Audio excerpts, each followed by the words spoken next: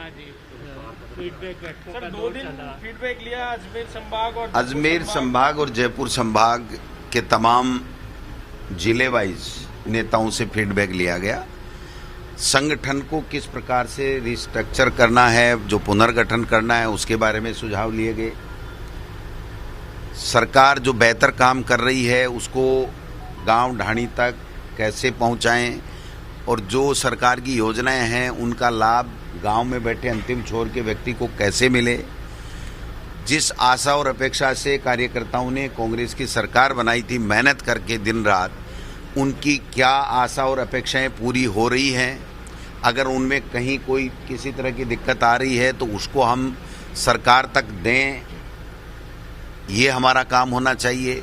तकरीबन सब लोगों ने बहुत ही पॉजिटिव वे में सरकार की प्रशंसा की है।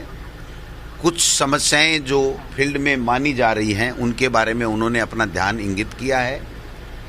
एक तो वीसीआर को लेकर के बिजली की जो वीसीआर की जो समझौता समिति होती है उसमें पहले कम पैसे जमा कराने पे उनको आवेदन लेते थे, अब उसको 70% कर दिया गया है। इसको लेकर के काफ़ी लोगों में ये बात थी। एक वसुंधरा सरकार जाते जाते वोटों के लिए 800 साढ़े 800 रुपये की किसानों को बिल में राहत दी थी। वो राहत अब नहीं मिल रही है, चूँकि वो उन्होंने 1 साल के लिए किया था और वो साल समाप्त होने के बाद में उसको नहीं बढ़ने से भी किसानों का ये था कि भाई ये चाहे जाते जाते वोट के लिए सही, लेकिन हमको इसका लाभ मिलना चाहिए।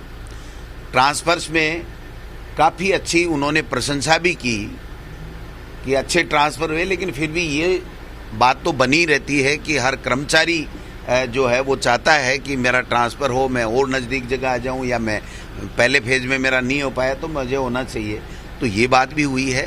तो सब चीज़ों को संगठन की मजबूती के लिए और सरकार अच्छे तरीके से और ज़्यादा बेहतर तरीके से काम कर सके, इन सुझावों को सम्मिलित कर लिया गया है और करीब 22-24 पेज का एक नोट बना करके माकन साहब ले गए हैं।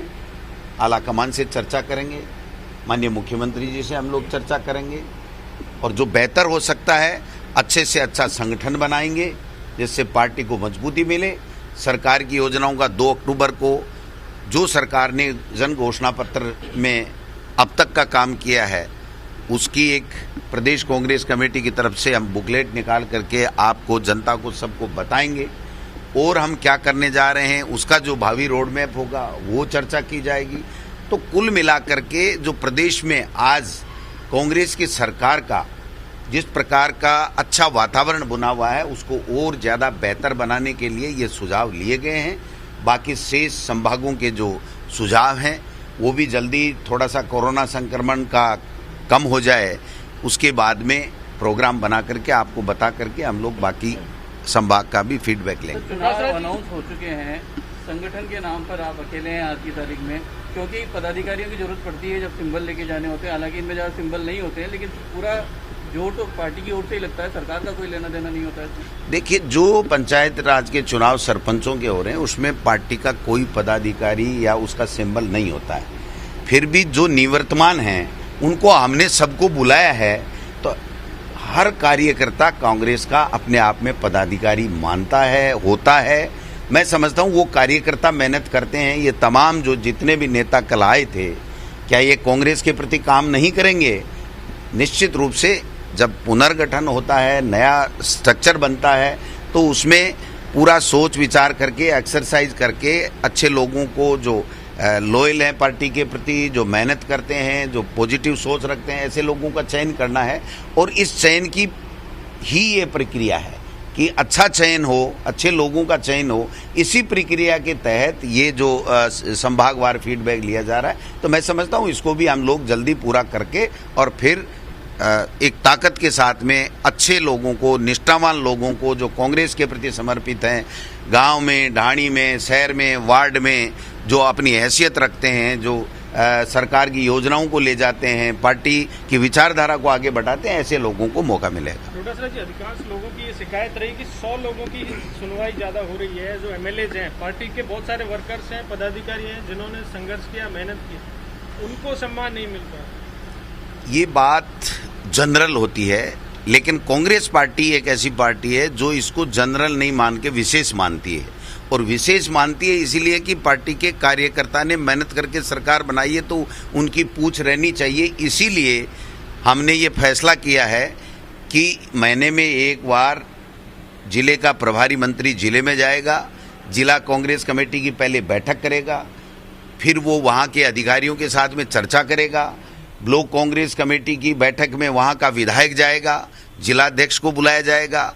जब ब्लॉक के लेवल पे मंत्री, विधायक, प्रत्याशी, प्रधान ये सब लोग जाएंगे तो जो कार्यकर्ताओं की बात है वो ब्लॉक लेवल पे ही समस्याओं का समाधान होगा, उनका मान सम्मान भी बढ़ेगा। फिर जिले में जब प्रभारी मंत्री जाता है तो निश्चित रूप से जिले में आने वाले कार्यकर्ताओं के काम होंगे, उनको जो फीडबैक लेकर के वो अधिकारियों के बीच में जाएंगे तो उनकी समस्याओं का समाधान करेंगे। तो ये जो प्रक्रिया बीजेपी में कहीं कभी नहीं रही, वहाँ तो आरएसएस का व्यक्ति जो बोल देता है वही अंतिम सत्य होता है, चाहे मंत्री हो चाहे मुख्यमंत्री हो। आप देखते हैं, खुद पहले भी 5 साल देखा है, और उनका जो जिस तरीके का फीडबैक कार्यक्रम था बीजेपी के कार्यकाल में, वहाँ पर जो जो बातें हुई, अगर आप पीछे का रिकॉर्ड प्रिंट मीडिया का या इलेक्ट्रॉनिक मीडिया की जो है सीडी वो देखोगे तो आपको पता चलेगा। और 2 दिन में सबने पॉजिटिव सकारात्मक सोच के साथ में जो है वो सुझाव दिए। मैं समझता हूँ इससे पार्टी को और सरकार को मजबूती मिलेगी। ठीक, थैंक यू, धन्यवाद।